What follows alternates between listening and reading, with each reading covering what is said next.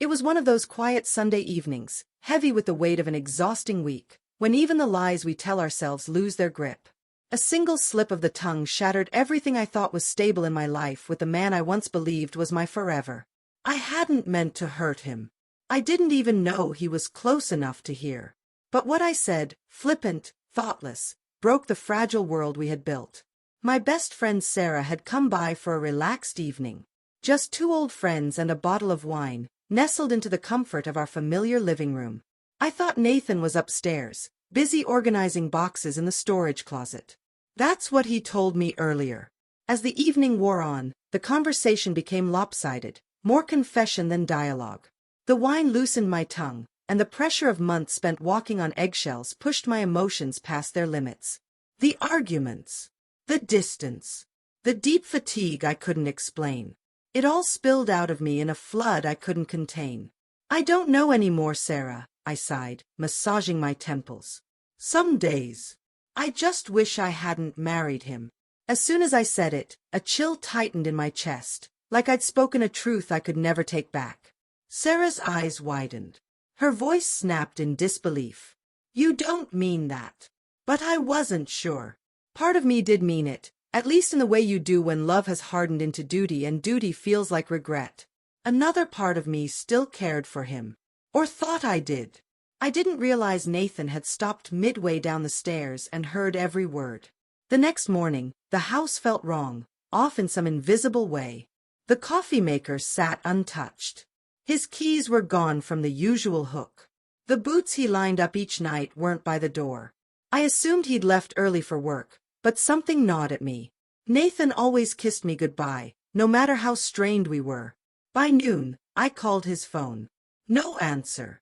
I texted. Nothing. Worried now, I opened my laptop to send him an email, only to find one already waiting in my inbox. The subject line was just one word: goodbye. The email began. I wasn't supposed to hear what you said last night. But I did. You didn't say it in anger. You said it like it was your truth. And that truth broke me. I gave everything I had to us. And all this time, you've been carrying regret instead of love. Please don't try to find me. I've already filed for divorce. I'm not angry. I just refuse to be someone's mistake. Nathan. I stared at the screen, breath caught in my chest. I read it over and over. There was no anger, no confrontation, no explanation requested. Just a quiet end. I rushed to his office only to find out he had resigned that very morning. His desk cleared. By the afternoon, his number was disconnected. His social media wiped clean. Our mutual friends knew nothing.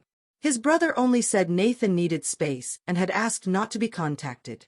It was as though he had vanished completely. A few days later, the divorce documents arrived.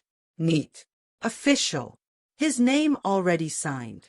I wasn't part of a decision. I was just a checkbox. I waited for fury. For denial. For anything. But all I felt was suffocating shame. Memories of our beginnings flooded my mind. The way he looked at me like I was his entire world. The gentleness he offered when I needed room to breathe. The solid comfort of his presence when life became too much.